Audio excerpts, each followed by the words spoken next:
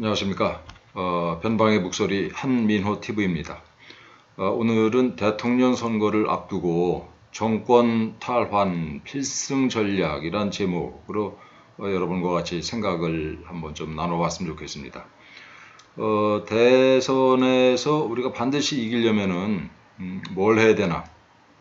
굉장히 어려운 주제인데 제 나름대로 한번 말씀을 드려보겠습니다. 먼저 지금 우리가 어떤 사람들이랑 싸우고 있는가, 이걸 우리가 이제 종종 망각하는 경우가 있는 것 같아요.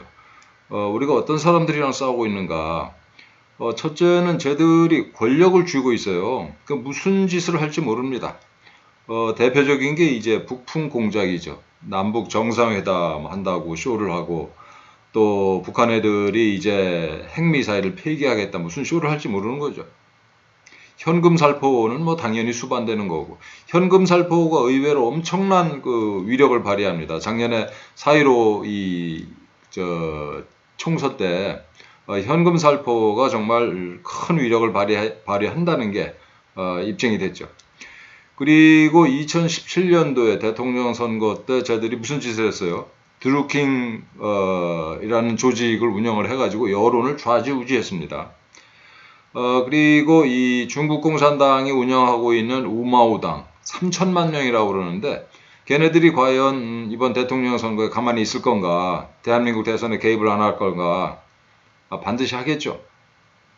그리고 이제 2018년도에 울산시장 그 송철호 부정선거 사건을 들여다보면은 청와대랑 정부 각 부처 그리고 경찰이 총동원돼 가지고 이 부정선거를 해냈다라는 사례가 있는데, 이제 이번에 대선에 지면 문재인 이 586 주사파 정권이 그야말로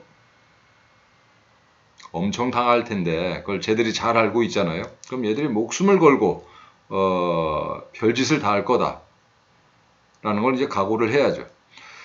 또 하나는 이 586 주사파 정권이 얘네들이 선전선동의 달인들이다. 이거 굉장히 소름 끼치는 겁니다. 우리가 저 좌파들의 선전선동에 이 몇 년 간격을 두고 계속 당하고 있어요. 정말 속수무책으로 당하고 있습니다. 한번 여러분 돌이켜 보세요. 2002년도에 노무현 당시 후보랑 이회창 후보가 이제 맞붙었던 그 선거에서 김대업 사건이라는 게 터져가지고, 이거 뭐 완전히 조작이라는 게 이제 뒤늦게 밝혀졌지만 그 당시에는 엄청난 위력을 발휘했어요. 이회창 후보가 다 이긴 선거를 이것 때문에 졌습니다. 그리고 2002년도에 또 하나 중요한 사건이 있었는데, 이 여중생 2명이 미군 장갑차에 그 사고가 나가지고 교통사고였죠. 단순히 교통사고였습니다. 그것 때문에 광화문 일대가 이 반미 시위대로 가득 찬 적이 있어요. 그리고 2008년도에 이명박 대통령이 그 당시에 정동영 후보에 비해서 500만 표나 더 많은 표를 얻고 국민들의 압도적인 지지를 받아서 대통령이 된 그 이명박 정부 1차 년도에 소위 광우병 사태라는 게 터져요. 지금 광우병 사태 돌아보면 어떻습니까? 정말 어처구니 없고 웃기죠? 웃겨요. 그때 미국서를 안 먹겠다고 온갖 헛소리 하던 사람들 지금 다 어디 갔습니까?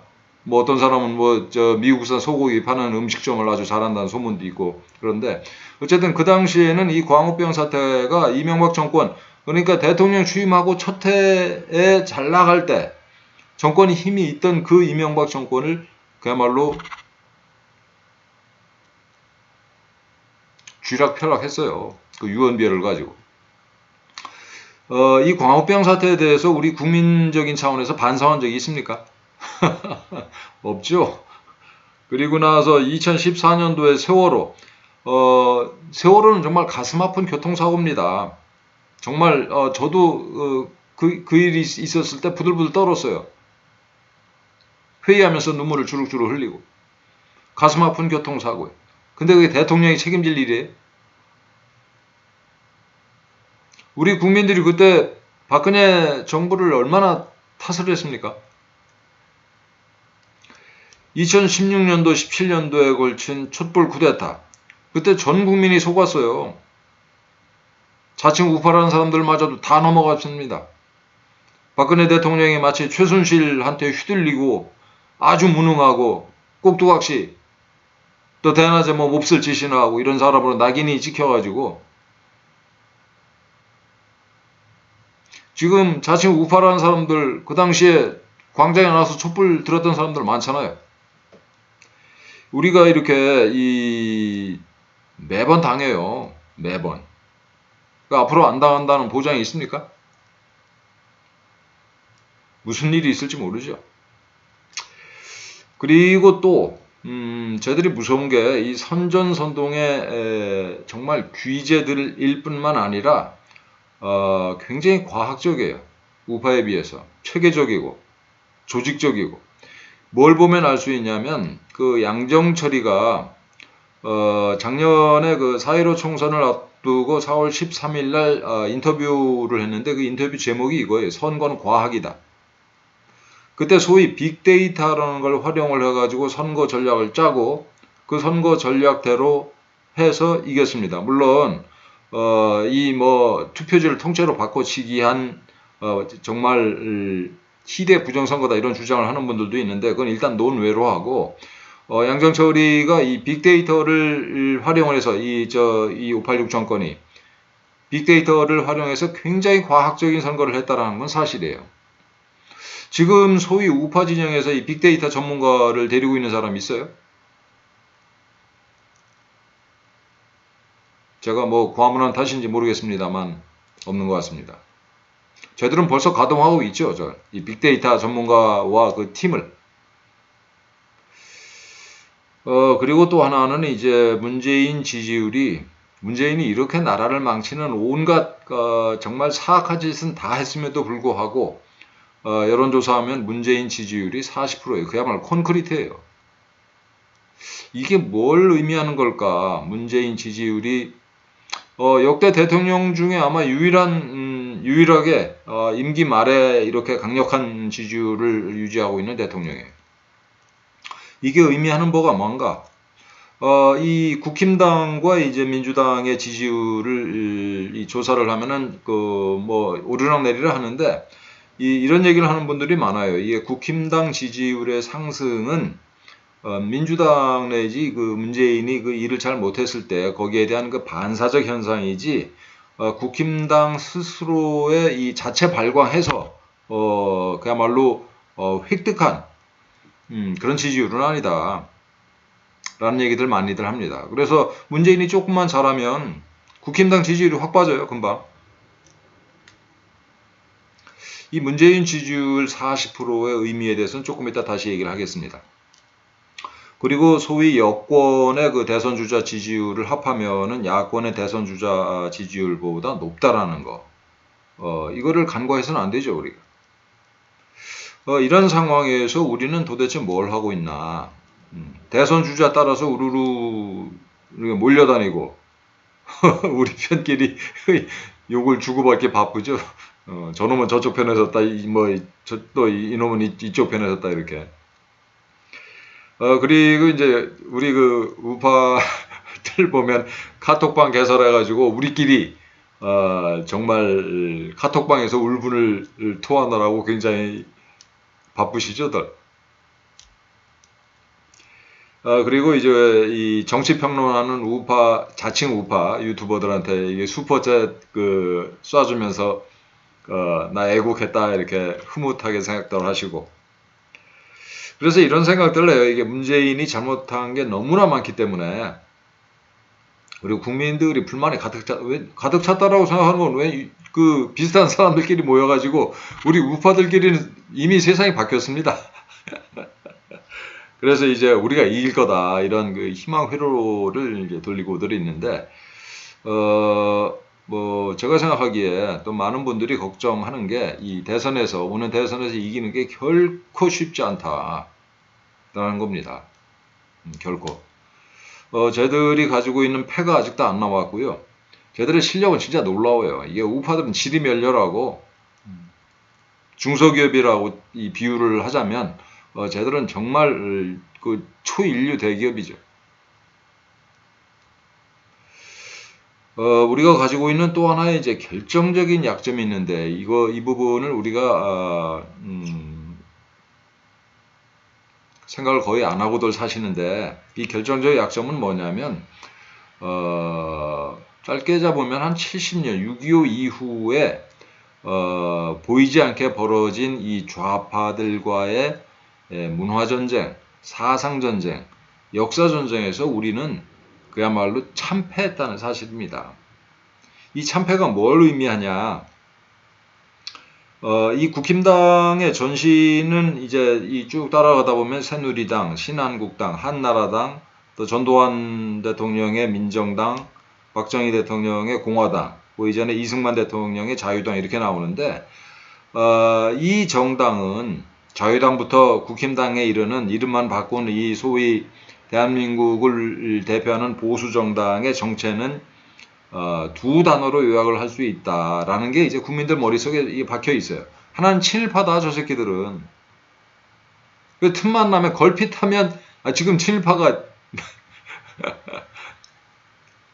걸핏하면 친일파 얘기하잖아요.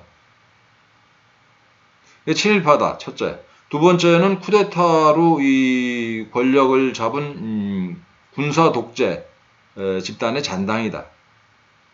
이렇게 이게 프레임에 갇혀 있죠. 소위 보수 정당이라는 게. 그러다 보니까 이제 소위 그 중도층, 젊은 사람들, 제가 이제 저도 소위 586인데 이제 곧 환갑입니다만, 우리 세대, 이게 아래 세대 애들은 다 무슨 생각을 가지고 있냐면은, 다는 물론 아니겠습니다만, 다수가 문재인이 아무리 잘못해도, 문재인의 잘못은 그야말로, 다 잘하는데, 다 좋은데 이제 실수하는 잘못이고, 그렇기 때문에 문재인이 아무리 잘못해도 어떻게 국힘당을 찍어? 라는 생각들을 하는 거죠. 그런 사람들이 많은 거죠. 이 좌파가 우리 대한민국 국민 대중의 머릿속을 장악을 하고 있는 거예요. 점령을 하고 있는 거죠. 우리 머릿속을. 이걸 어떻게 이깁니까? 그래서 이 박근혜 대통령에 대한 이 불법 사기 탄핵은 그야말로 우연한 일시적인 정치적인 사건이 아니고 우파가 이 사상전, 문화전쟁, 역사전쟁에서 패한 필연적 결과다라는 생각을 우리가 한번 해봐야 되는 거죠. 그래서 설령 요번 그 대선에서 소위 우파 진영에서 뭐 윤석열 씨가 되든 뭐 우리 그 최재형 원장님이 되시든 간에 이분들이 정권을 설령 잡는다 하더라도 아주 어렵게 단다 하더라도 이 좌파들의 도전에 얼마나 갈 수 있을까? 그 거센 도전에. 이명박 대통령이 500만 표 차이로 이겼음에도 불구하고 그렇게 흔들렸던 것에서 알 수 있다시피 결코 정권을 안정적으로 유지한다는 게 쉽지 않을 거라는 거. 이걸 각오를 해야 되는 거죠. 뭐 거기까지 가기도 어렵겠습니다만. 그래서 이거를 이제 그 좌파들 용어로는 진지전이라고 그래요. 진지전에서 이제 좌파가 완승했다. 완승. 우리 우파는 완패한 거죠. 그리고 이 싸움은 2년에 걸친 싸움도 아니고, 뭐, 5년, 10년에 걸친 싸움도 아니고, 짧게 잡아서 6.25 이후에 70여 년에 걸친 싸움의 결과예요. 뭐 우리가 아무 생각 없이 쟤네들은 이 생각을 분명한 목표의식을 가지고 좌파들은 70년 동안 꾸준히 노력하고 공작을 했는데 우파들은 아무 생각 없이 지금까지 와가지고 그 결과가 이제 박근혜 대통령 불법 사기 탄핵으로 나온 거죠. 이 문화전쟁의 배후가 뭔가 그럼 1920년대 그 이태리에 마르크스주의자 그람시라는 놈이 있었어요. 이 그람시 주장은 뭐냐면은 이 1917년에 이제 러시아에서 그 쿠데타에 의해서 즉 도시 노동자들의 도시 폭동에 의해서 이 공산주의자들이 이제 권력을 잡는데 그걸 이제 기동전이라고 표현한다면 이 물리적인 힘을 이게 기동을 해가지고 정권을 탈취한 건데 이 선진 자본주의 국가 러시아가 그 당시만 해도 물론 이제 힘은 강대했지만 러시아 제국이라는 게 이 선진 자본주의 국가 특히 이제 중산층의 존재가 없던 그런 나라였으니까 러시아 같은 데는 그게 이제 기동전으로 정권 탈취가 이 마르크스주의자들이 정권을 잡는 게 가능하지만 이태리랄지 이게 서부 유럽의 이 발달한 자본주의 국가들 특히 중산층이 탄탄하게 자리 잡은 이런 나라에서는 그 기동전이 불가능하다. 대중이 따라오질 않는다. 그렇기 때문에 진지전을 해야 된다라는 주장을 그람시가 하는데 그럼 진지가 뭐냐? 자본주의 체제 하에 합법적인 모든 기구들이 다 진지예요. 그러니까 뭐 언론이랄지 문화예술 기관 단체랄지 또 뭐가 있을까요? 뭐 교육기관이랄지 또 노동조합 또 이 궁극적으로는 이제 제일 중요한 진지가 정당 그 다음에 정부 국회 법원 뭐 검찰 이게 다 진지죠. 그래서 그람시는 이 진지를 자본주의에 이 존재하는 진지들을 다 하나씩 장악을 하면 그 다음에 이제 마르크스주의 이 공산주의 혁명은 이제 그 다음에 뭐 쉽게 이룰 수 있는 목표다라는 얘기를 해요. 이 그람시의 진지전 이론을 대한민국의 좌파들이 수십 년 동안 집요하게 치밀하게 추진을 해왔다. 이걸 우리가 몰랐어요. 대한민국 우파들은. 설령 알았다 하더라도 깔봤죠. 이까짓 것들이.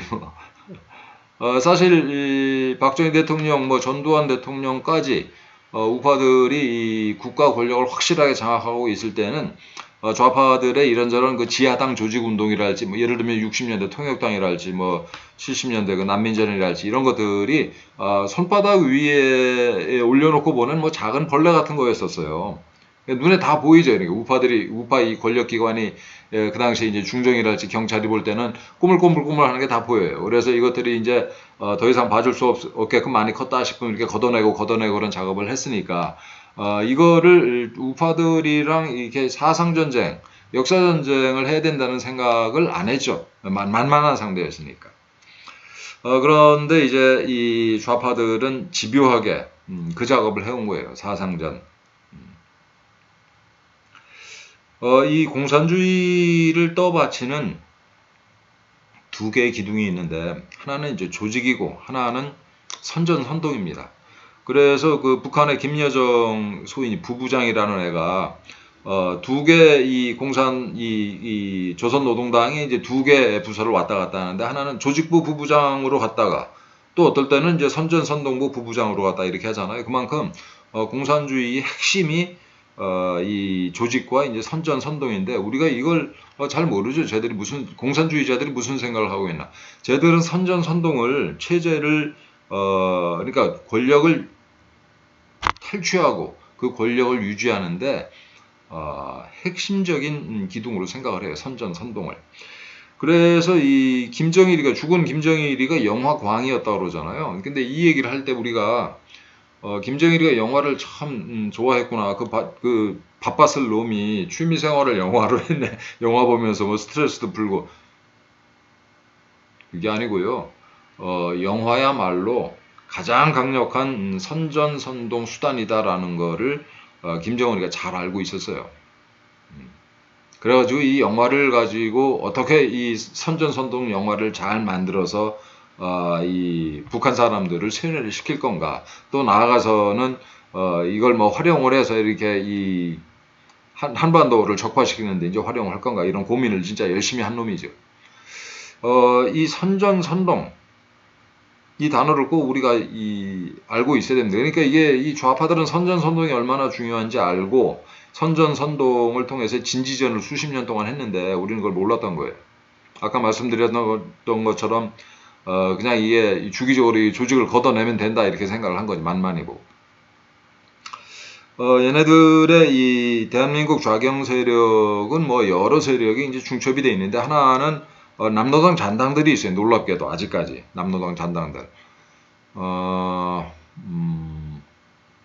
이걸 한번 이게 전모를 털어내야 되는데 이 정권이 박해 가능하지. 이건 뭐 어쨌든 그 지금 나이가 고령일 텐데 그 사람들이 여전히 그 공산주의에 대한 환상을 못 버리고 그 어르신들이 노인네들이 이 공산주의 혁명을 하려고 이게 꿈틀거리는 자들이 있다. 이거 잊으면 안 되겠습니다. 두 번째는 북한이 이제 공작을 직접 하고 있죠. 대한민국을 상대로. 이게 최근에 그 청주에서 잡힌 애들 있잖아요. 뭐 이게 충북 뭐 동지회인지 뭔지 하는 애들. 이게 북한이 이제 직접 와서 이제 북한이랑 연계돼서 공작을 하고 있는 애들이고, 또 대표적인 건 1992년에 이제 검거된 중부지역당 사건이에요. 저 전설의 여간첩 이선실이가 내려와가지고 한 10년 동안 이 공작을 해서 이게 일구어 놓은 조직이죠. 나중에 다 검거가 되긴 했습니다만, 이런 식으로 북한 애들이 부단히 대한민국을 상대로 공작을 하고 있다.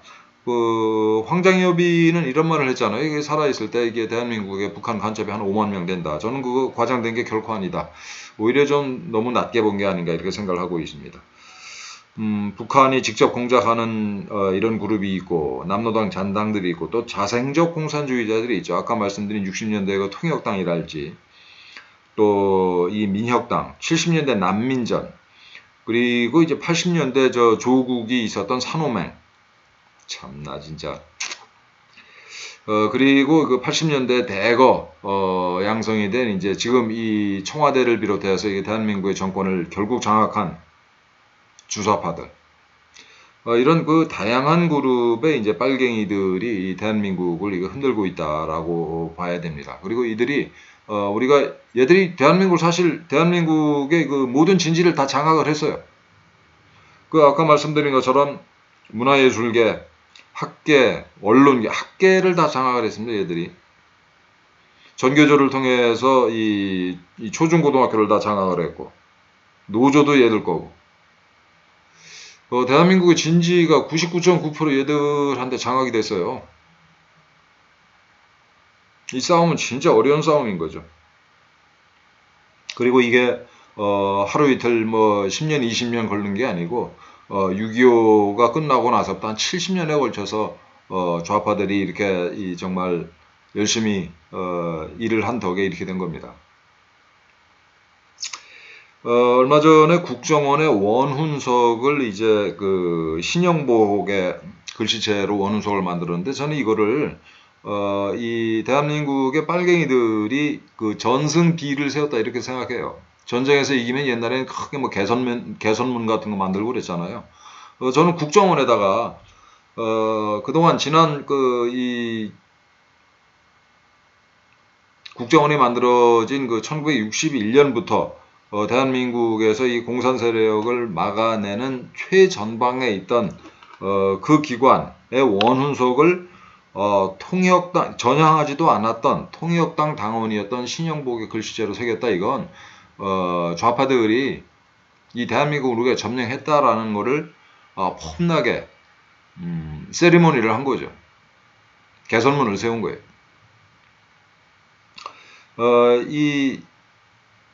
그 통역당 잔당들이 60년대에 있었던 사건인데, 그 잔당들이 지금 대한민국을 아직도 막후 실세로서 역할을 하고 있습니다. 우리가 생각하는 것보다 훨씬 무시무시하다. 이게 좌파들 훨씬 정도가 아니고 정말 이 우파들은 이제 게임이 안 되잖아요. 쟤들한테 게임이 안 돼요. 그 정도로 이게 좌파들이 지난 70년에 걸쳐서 집요하게 문화전쟁, 사상전쟁을 해서 걔들이 다 이겼다. 이게 그야말로 대한민국의 진지를 다 쟤들이 장악을 했다. 라는 현실을 직시하지 않으면 싸움이 안 되는 거죠. 우리가 이런 그 정확한 현실 인식이 없이 세우는 전략은 사실 허당인 거죠. 그 다음에 이제 좌파의 무기가 이제 선전선동인데, 이 선전선동에 대해서 한번 조금 더 자세히 살펴보겠습니다. 대한민국, 전 세계 공산주의자들이 아까 말씀드린 것처럼 한편으로는 조직을 강화하고 또 한편으로는 선전선동으로 조직을 불려나가고 저걸 이렇게 이 정당성 같은 걸 훼손해 나가고 이렇게 하는데, 대한민국 좌파들이 쓰는 선전선동의 무기는 크게 이제 저는 이제 삼지창이라고 보이는데 세 가지로 이렇게 저는 대분류할 수 있다고 봅니다. 첫째는 반일팔이에요. 그러니까 걸핏하면 대한민국 우파를 이 친일파의 친일파 잔당들이다. 토착 친일파다. 토착 왜구. 굉장히 강력한 프레임이죠. 요번에 우리 올림픽 팀이 이게 동경 올림픽 가가지고 했던 짓이 뭡니까? 걔들이 반일 선동질 열심히 하다 왔어요. 선수촌에다 뭘 걸었습니까? 무슨 범 내려온다. 그 전에 일본을 자극하는 그 이순신 장군의 그 신에게는 아직 12척의 배가 있습니다. 이따 도발을 하고 그 다음에 이 후쿠시마산 음식을 안 먹겠다고 그 남의 집 잔치에 가서 재를 뿌리고 깽판을 쳤잖아요. 이게 저는 이 배후에 주사파 공산주의자들의 이 선전선동이 있었다라고 확신해요. 그러니까 이게 친일파가 언제 친일파입니까 지금? 근데 여전히 이 친일파 프레임이 굉장히 강력한 선전선동의 도구, 무기로 쓰이고 있어요. 첫째가 이 친일파, 반일팔이고 두 번째가 이제 평화팔이지, 평화팔이. 그러니까 대한민국의 평화를 위해서 북한이랑 부단히 이 대화를 하고 협력해야 된다라고. 그래서 걔들한테 퍼줘야 된다라는. 그리고 이게 국방을 강조하고 또 이게 이 미국과의 동맹을 강조하고 이런 자들을 평화 이런 사람들로 이제 몰아붙이는.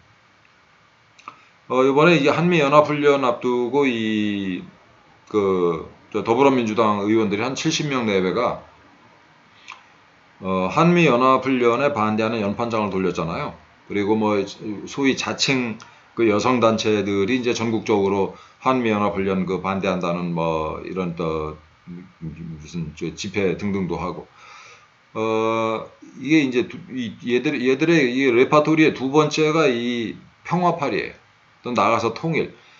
통일 얘기도 굉장히 허황된 얘기죠. 아니 연방제를 하면은 연방제가 뭐냐면은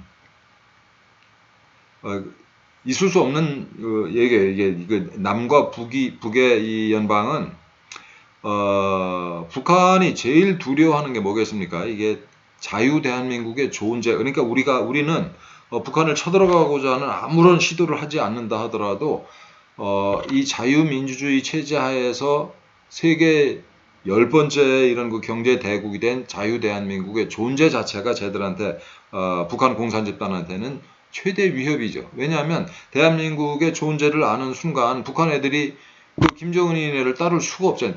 따를 리가 없는 거 아니에요. 그런 상태에서 어떻게 연방제를 합니까? 쟤들이 말은 연방제를 하지만 지들 문은 꼭 이게 완전히 걸어 잠그고 대한민국에서 자유롭게 이 대한민국 파괴 공작을 할 수 있는 여건을 만들자라는 그것도 사실 이루어질 수 없는 꿈이지만 구호로만 존재하는 거죠. 사실 연방제는. 어쨌든 이 좌파들 빨갱이들은 걸핏하면 평화 통일 뭐 이런 얘기를 내세우는데 정말 허황된 얘기입니다. 그렇지만 많은 사람들이 생각이 모자란 대부분의 사람들이 여기에 빠져들어가죠. 그리고 세 번째, 얘네들은 이제 세 번째 레파토리가 착한 척하기입니다. 첫째는 이제 박원순이가 대표적인 경우죠. 아주 착한 사람, 이 코스프레. 이 환경을 지킨다. 이 환경론자들도 이게 얘기 들어보면 정말 어처구니가 없어요. 또 이게 탈원전.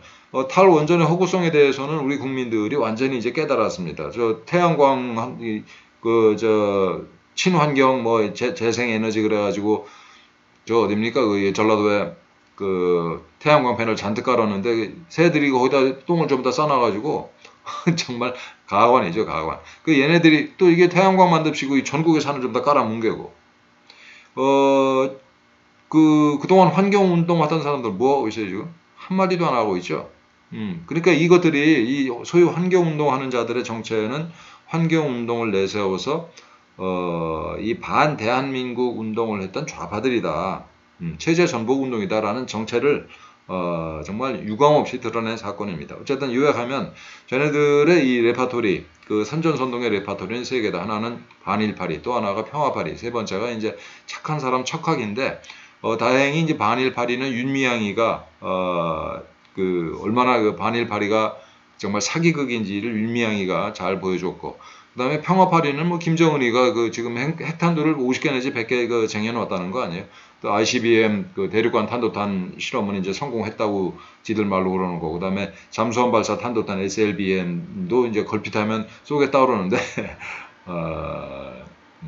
그건 뭐 이 다른 주제라서 더 얘기하지 않겠습니다. 어쨌든 이게 평화파리도 이제 우리 국민들이 다 눈치를 챘고, 그게 이제 거짓말 선전선동에 불과하다라는 거. 착한 척하기도 박원순이가 다 보여줬잖아요. 박원순이가 아니 이 박원순이 유가족이 무슨 뭐 이 저 사자 명예훼손 운운하면서 언론사도 고소하고 그랬다 그러는데, 아니 박원순이가 그걸 아무것도 아닌 이유로 자살을 했단 말이에요. 그럼 박원순이를 바보 취급하는 건 유가족이. 응? 박원순이 처랑 자식들이 죽은 사람 고인의 그 명예를 정말 사자 명예훼손 아니에요? 박원순이가 그렇게 멘탈이 유리엘 같은 멘탈입니까? 아무것도 아닌 일로 누명을 써서 자살할 사람이라고? 웃기는 얘기죠. 그래서 얘네들의 이 선전선동의 3대 무기가 다 이제 금이 갔어요.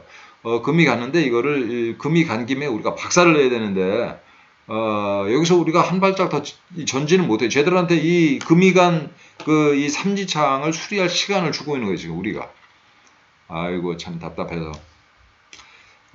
이 삼지창을 깨버리면 쟤들이 선전선동을 할 레퍼토리가 없어져요. 굉장히 중요한 싸움이에요. 이게 이 얘들이 금이 간 반일파리, 평화파리, 착한 척하기 이 노름을 우리가 이번 기회에 완전히 부셔놔야 되는데 참 아쉽습니다. 그런데 여기서 제가 드리고 싶은 말씀은 이제 이 3대 레파토리의 소재, 그러니까 얘들 이 반일파리, 평화파리, 또 착한 척하기를 이렇게 이 총으로 비유하자면 총만 들고 있어서는 안 되잖아요. 총알이 있어야 되잖아요. 그 총알을 만들어내는 이 탄약 공장이 뭐냐면 역사예요, 역사. 이게 무지하게 중요한 겁니다. 이 역사 속에서 우리 특히 이제 그 일제 시대부터 또 따라 올라가면 이제 뭐 조선 시대도 당연히 나오는 겁니다만은, 일제 시대부터 지금까지의 대한민국 역사를 완전히 왜곡해 가지고 대한민국 우파와 관련된 것들은 정말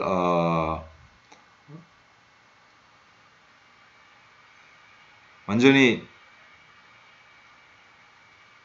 정말 흙탕물을 뒤집어 씌워가지고 아주 더럽고 천하고 야비하고 이런 것들로 전부 다 프레임 안에 가둬놓고 이걸 이제 그 우파를 공격하기 위한 그 실탄으로 쓰는 거죠. 그래서 예를 들면 일제시대에 대해서 쟤네들은 일본 제국주의자들이 이제 악마들이었다, 이런 그 프레임을 만들었죠. 그 위안부 문제가 이제 대표적인 건데, 쟤들은 이 위안부 문제를 어떻게 얘기를 합니까? 이게 길에서 이렇게 밭에서 일하는 처녀랄지, 또 우물가에서 이렇게 빨래하는 처녀, 길 가는 멀쩡한 처녀들을 일본군 순사나 헌병이 잡아다가 성노예로 썼다. 이런 식으로 지금까지 선전을 해왔잖아요. 사실은 전혀 그렇지 않은데. 예? 그 다음에 쌀을 쌀 사갔습니다. 수탈에 간 게 아니고. 민족 정기를 끊기 위해서 이 중요한 이 산에 쇠말뚝을 박았다. 다 거짓말이죠. 거짓말이라는 게 다 드러났습니다. 지금까지도 사실로 알고 계신 분이 있을지 모르겠는데, 그거 아니에요. 그 해방 이후에 뭐 이런저런 이유로, 우리가 실용적인 이유로 우리가 박았거나 다 이런 것들입니다. 일제 때도 마찬가지고. 또 강제징용 관련해서도 뭐 얘기할 말이 많죠. 이게 전쟁이 끝나기 직전에 일본이 이제 일본 내에서까지 포함해서 전시동원 체제 하에서 강제징용을 한 건 맞지만, 그때도 이렇게 월급을 다 주고 노예노동을 시키고 이런 건 아니었었어요. 어쨌든 일제 시대를 전부 다 이제 그 악마화하는 이런 작업을 했고, 그 위에서 이승만 이 대통령은 친일파들을 써서 이 나라를 세웠다. 그러니까 친일파가 이 세운 나라다, 대한민국은. 이런 프레임을 씌워놓고 있죠. 그러니까 태어나서는 안 될 나라였다. 노무현 대통령이 얘기했듯이. 뭐 이런 식이에요. 또 반민 특위를 해체해서 그 친일파 숙청을 막았다. 이승만 대통령이. 또 이 6.25 전후에서 양민 학살을 했다. 그 6.25가 터졌는데 서울 시민들을 그대로 이 서울에 남겨놓은 채로 혼자 도망갔다. 심지어는 한강철교를 폭파시켰다. 3.15 부정선거. 4.19를 얘기했고. 이게 이승만 대통령에 대해서 이렇게 우리 국민들의 99%가 가지고 있는 이미지인 거죠. 그러니까 우리가 이승만 대통령에 대해서 이런 식으로 지금 제가 말씀드린 식으로 얘기하는 게 좌파들이 지난 70년 동안 만들어 온 이 추진해 오는 게 사상전의 결과예요. 역사전쟁의 결과. 거기에 대해서 우리는 이게 조직적인 체계적인 대응을 못했죠. 물론 이제 지금 김용삼 씨랄지 뭐 우리 이승만 학당이랄지 많은 분들이 애를 쓰고 있지만 그건 뭐 시작된 건 이제 몇 년 안 되고 쟤들에 비해서는 뭐 중과부적인 싸움이죠. 박정희 대통령은 뭐 일제 때 만주 군관학교에 수석 졸업해가지고 일본 육사 가서 또 이제 3등으로 졸업해서 일본군 장교로 복무한 다카키 마사오 뭐 이런 식으로 얘기를 하고 있고. 그러니까 그 다음에 이제 쿠데타로 이 정권을 잡았고, 유신 독재를 했고, 궁정동에서 여자들 불러다 이제 술 먹다가 이제 부하한테 총 맞아 죽은 사람이다. 이런 식으로 이제 이미지를 전부 다 이렇게 만들어버렸잖아요. 그러니까 여기에 대해서, 우리가, 그러니까 일제시대, 이 박정희 대통령이 이제 1917년생인데, 1945년 해방 당시에 28살인가 그래요. 20대 청년이에요. 좌파들이 이제 친일파라고 몰아붙이는 백선엽 장군님은 1919년생입니다. 박정희 대통령보다 2살이나 어려요.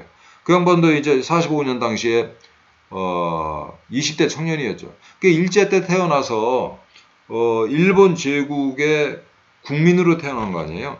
일본 제국의 국민으로 태어나서 거기서 청소년기를 보내고 열심히 살았던 사람들을 우리가 어떻게 지금 이게 이 자리매김을 해야 되는 건지, 그 시대를 살았던 우리 조상들을, 이 작업을 우리가 안 한 거죠.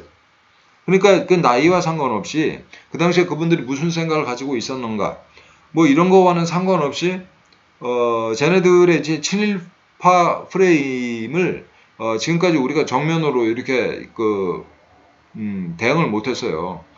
제 입장은 뭐냐면, 일제 때 예를 들어서 일본 제국의 식민으로 살았던 시절이 뭐 이렇게 프랑스처럼 뭐 2년이나 3년이나 뭐 이게 10년이다 그러면은 이 친일파 프레임이 맞는 말인데, 지금 말씀드린 것처럼 우리가 36년 동안이나 쟤들 지배를 받으면서 그 지배도 사실은 우리가 일반적으로 알고 있는 제국과 식민지의 관계가 아니었었어요. 이게 일본 애들은 우리를 참 멍청하게도 동화시키려고 그랬습니다. 실제로 동화. 우리 뜻과는 무관하게. 어쨌든 그 시대에 태어나서 그 시절에 그 시대에 청소년기를 보내고 청년으로 이게 살았던 사람들까지 친일파로 보는 건 진짜 이건 말도 안 되는 거다. 이런 생각을 하고 있습니다. 어쨌든 이런 부분에 대해서 우리가 지금까지 이제 정면 대응을 못했다라는 거죠. 그 이후에 뭐 역대 대통령, 소위 이제 우파 대통령들에 대해서는 쟤네들이 온갖 이렇게 그야말로 누더기를 뒤집어 씌웠습니다. 그러니까 이 부분에 대해서 우리가 이제 제대로 대응을 못한 거죠. 그래서 거듭 말씀드리는데, 쟤네들이 가지고 있는 무기는 이제 선전선도인데, 그 무기의 실탄이 뭐냐면은 쟤네들이 만든 역사였다라는 거죠. 우리는 이게 쟤들과 싸우는 실탄을 제대로 못 만들었고, 뭐 싸움이 되겠습니까? 이래가지고. 그래서 이런 왜곡된 역사를 소재로 해서 쟤네들이 온갖 문화 콘텐츠를 만들었어요. 그게 이제 선전선동의 이제 이 구체적인 모습인 거죠. 그래서 대표적으로 태백산맥 같은 거, 태백산맥을 많은 대한민국 국민이 읽었는데 여론조사 지금 그 제가 지난번에 어느 그 유튜브에서 봤는데 태백산맥을 읽은 사람들한테 이걸 이 사실이라고 믿냐라고 물어봤을 때 최소한 뭐 80% 이상이 사실로 생각한다라고 답변을 하더라고요.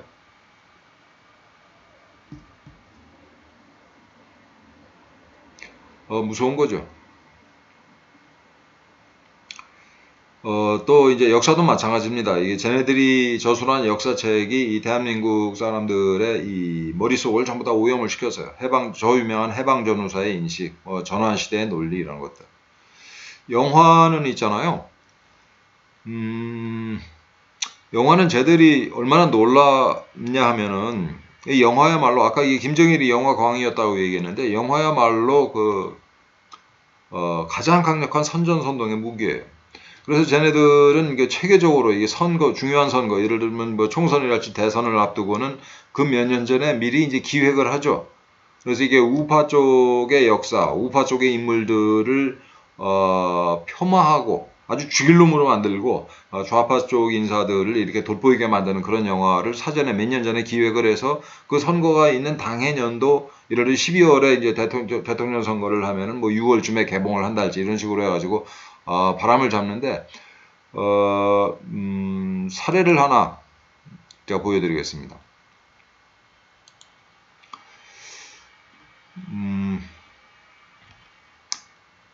보시다시피 이게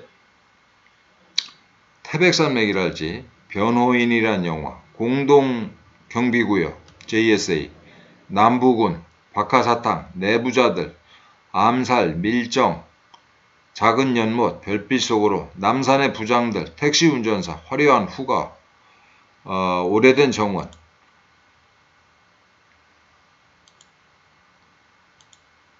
뭐 이런 영화들이 이제 대표적으로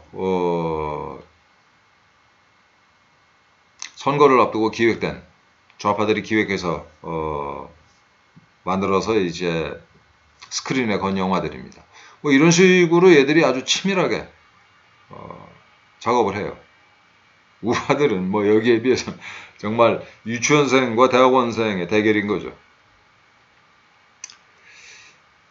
우리 학계가 철저하게 이제 좌경화됐다라는 것도 그러니까 아까 그 역사 이 근현대사 해석에 있어서 좌파들의 해석이 압도적으로 우세한 이유는 우리 학계가 이제 장악이 됐다라는 얘기죠. 이런 상태에서 이 싸움을 어떻게 우리가 할 수 있을까 해야 되나 이런 고민을 진짜 해야 되는 겁니다. 이게 우리가 대통령 선거에서 여러분 그 윤석열을 밀어야 되냐 뭐 또 누구죠? 홍준표를 밀어야 되냐 뭐 최재형을 밀어야 되냐 뭐 이런 것도 중요한데 그거보다 훨씬 더 중요한 사안이 바로 이런 겁니다. 우리가 좌파들이 대한민국 국민의 머릿속을 완전히 장악을 했는데 이 상태를 어떻게 돌파할 건지 이런 고민을 이제 해야 되는 거죠. 그래서 이 역사야말로 사실은 최전선이에요. 역사가 최전선입니다. 역사 싸움에서 져가지고서는 어떤 싸움도 이길 수 없어요. 설령 잠깐 이긴다 하더라도 곧 지죠. 박근혜 대통령처럼. 자, 그래서 이 정권을 우리가 되찾기 위해서, 정권을 탈환하기 위해서, 그럼 우리는 어떻게 해야 되냐? 결론적으로. 이 싸움의 핵심이자 본질이 문화전쟁이고, 사상전쟁이고, 역사전쟁이다라는 걸 우리가 인식을 해야 되는 거죠. 이명박 정부 때, 그리고 박근혜 정부 때도 이런 생각을 안 한 건 아닙니다. 제가 이제 그 당시에 문체부에 근무하던 시절인데 파면당하기 전이니까요. 제가 보면 이명박 정부 때나 박근혜 정부 때 이런 그 작업을 하긴 했는데 굉장히 단편적으로 했어요. 이명박 정부 때는 예를 들면 기억하실지 모르겠습니다만은 정권 바뀌고 나서 바로 이제 이 좌파 출신의 그 공공문화예술단체 장들을 쫓아내는 작업을 했잖아요. 굉장히 시끄럽게. 뭔 성과가 있었나 모르겠어요. 그거 하고 다였습니다. 제 기억으로. 아니 그게 문화전쟁이에요? 그런 식으로 이제 단편적이고 외과적이고 임기응변적인 또 이게 정권이 나서서 이게 그러니까 이게 사상전을 하려면은 광범위하게 민간에 이제 전사들을 양성을 하고 그래야 되는데 정권에 이게 예를 들면 뭐 문화부 장관이랄지 이런 사람들이 나서서 그냥 어, 대충 싸우다 만 거죠. 또 박근혜 대통령 때 이제 역사 교과서를 국정화하려는 시도를 했는데 이거야말로 아까 말씀드린 것처럼 역사야말로 이 저 좌파와의 전쟁에 있어서 핵심이에요. 주된 전장인 거죠. 그래서 이 박근혜 대통령께서 정확하게 보시고 손을 대셨는데 문제는 뭐냐면은 이거는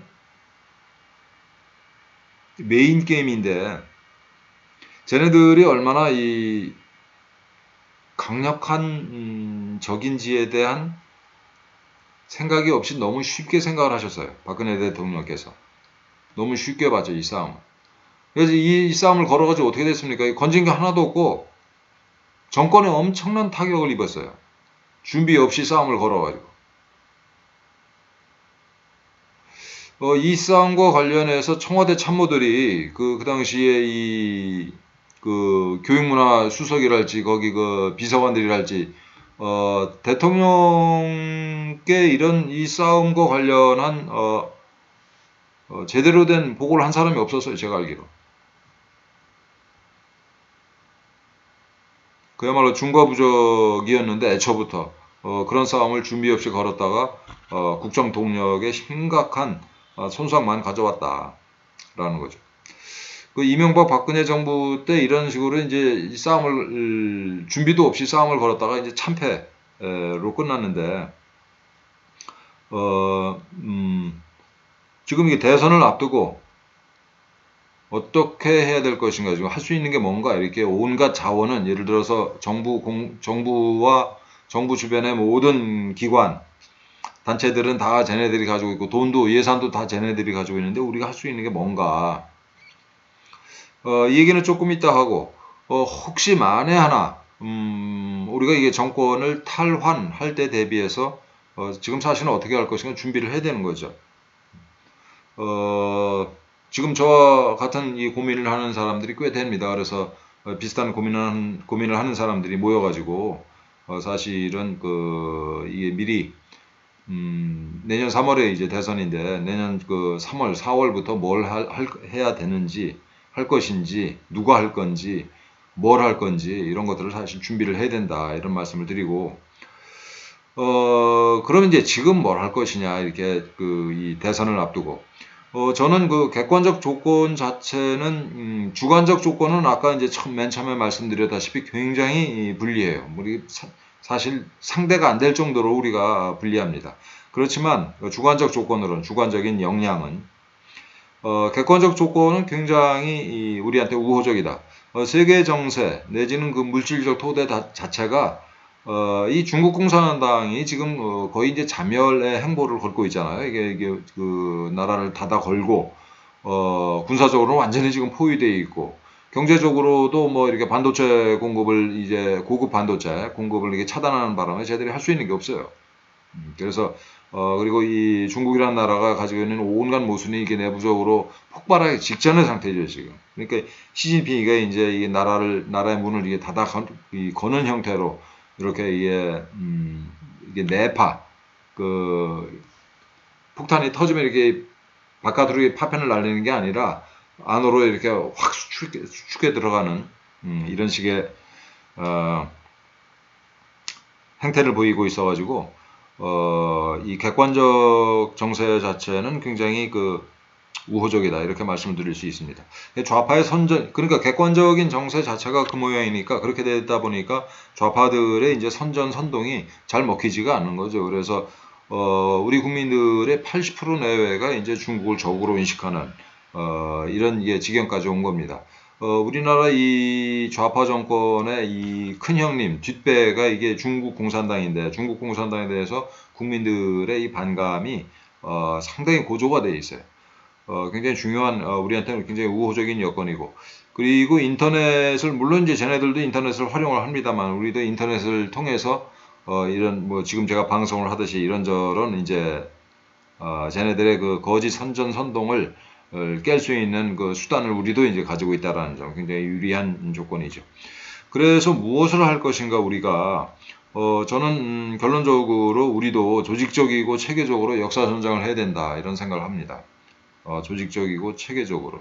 그래서 이 지금 이런 그 역사 전쟁을 하는 그룹 내지는 개인들이 여러분 계세요. 다행히 뭐 여러분 아시는 것처럼 뭐 이승만 학당, 이용훈 교수님 중심으로 해서 이승만 학당이 있고, 또 이우현 박사님도 있고, 이 위안부 문제 가지고 싸우시는 또 국사문제연구소 김병원 소장님도 있고, 펜앤마이크에서 활동하시는 이제 김용삼 우리 이제 대기자님도 있고 여러분 계시는데, 저는 또 뭐 많이들 계십니다. 그 조우석 전 KBS 이사님도 계시고 많이들 계시는데, 저는 이랬으면 좋겠어요. 우리가 이런 식으로 이 각계약진도 물론 중요한데 각계약진만 할 게 아니라 좀 모여서 한 달에 한 번씩이라도 좀 조율을 하는 그런 작업이 좀 필요한 게 아닌가. 그리고 이제 이 각계약진 하는 하나 이것도 이제 우리가 진지라고 한다면은 진지들을 이게 강화하는 이런 작업들을 좀 해야 되고.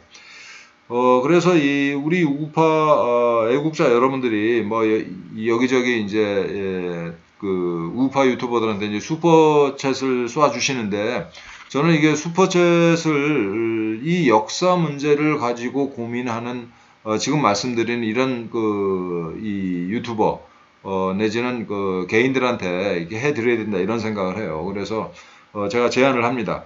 뭐 이렇게 우리도 이제 저런 이렇게 좌파들과 이런 사상 전쟁, 역사 전쟁을 하는 그 사령부가 있으면 좋겠습니다만은 사령부라고 하기에는 할 만한 뭐 조직이나 이렇게 돈을 갖춘 데는 아직 없고, 중대본부라고 해야 될까요? 그런 역할을 중대본부 내지는 이제 연락사무소 역할을 할 수 있는 데를 우리가 좀 합의를 봐서 설정을 해서 거기 중심으로 우리가 이런 얘기들을 좀 풀어나가면 어떨까라는 생각이고, 그래서 그 후보로서 저는 이승만 학당을 추천을 합니다. 그래서 이승만 학당에도 지금 뭐 사실 이용훈 교수님 포함해서 하시는 분들이 사실 좀 다 제 선배님들이세요. 그래서 제 생각에는 그 이승만 학당에서 한 30대의 연구자들을 한 5명 정도 더 좀 충원을 해서 그 사람들한테 이제 우리가 연구에 빠진 부분들이 많거든요. 그러니까 뭐 제 생각에는 아직도 이렇게 빈 부분이 많습니다. 이렇게 이승만 학당이나 많은 분들이 연구를 했습니다만, 대표적으로 이제 일제 조선총독부의 한글 정책, 여러분 우리가 한일 합방되고 나서 조선총독부가 한글을 대대적으로 이렇게 탄압을 했을 거다라고 오해하시는 분들이 많은데 전혀 그렇지 않죠. 한글을 우리 조선 사람들한테 보급하고 한글을 체계화하는데 조선총독부가 엄청 신경을 많이 썼습니다. 또 창씨 개명 같은 것도 이 조선총독부가 강요했다 이렇게 우리가 잘못 알고 있는데 그게 아니고, 우리 조선 사람들이 조선총독부에 부탁을 한 걸 조선총독부가 수용을 했다라는 거예요. 어쨌든 이런 부분 포함해서 아직도 우리가 이렇게 채워야 될 빈 구멍이 너무나 많습니다. 그래서 어쨌든 좀 젊은 연구자들을 한 5명이라도 이렇게 더 이승만 학당에 이제 충원을 해서 이승만 학당이 이제 연구도 좀 더 하고, 또 나아가서는 아까 말씀드린 것처럼 중대본부 내지는 연락사무소 역할을 할 수 있게 해드려야 되지 않나 이런 생각을 합니다. 그래서 이 방송을 보신 여러분께 제가 뭐 부탁을 드리는데, 뭐 다른 데도 좋습니다만 이승만 학당이 지금 굉장히 재정난에 빠져 있다는 소문을 들었습니다. 이승만 학당을 좀 도와주는데 우리가 좀 동참을 해 주셨으면 좋겠어요. 제가 참고로 오늘 이 방송을 하는데 제가 뭐 이승만 학당 측이랑 뭐 사전에 조율을 했달지 의견을 주고받았달지 이런 건 아니고, 그냥 제가 평소에 느끼던 바를 말씀을 드리는 겁니다. 이승만 학당을 후원하실 분들은 그 이승만 학당 TV 가시면은 이제 후원 계좌가 나와 있습니다. 여러분들 뭐 진심으로 거듭 부탁드리는데 우리 우파가 좌파들과 싸우는 데 있어서 핵심 전쟁터가 이 바로 역사고 이 싸움을 우리가 체계적으로 이끌어 나가기 위해서 이게 각계 전투만 지금 하고 있는데 우파에 몇 안 되는 사람들이 우파가 이 좀 이게 중대본부랄지 이게 연락사무소 역할을 할 수 있는 그런 단체로서 이승만 학당을 설정을 하고 거기에다가 좀 이게 우리가 십시일반 우리가 힘을 보태야 된다라는 생각을 하면서 오늘 방송을 마치겠습니다. 여러분 부탁드립니다. 고맙습니다.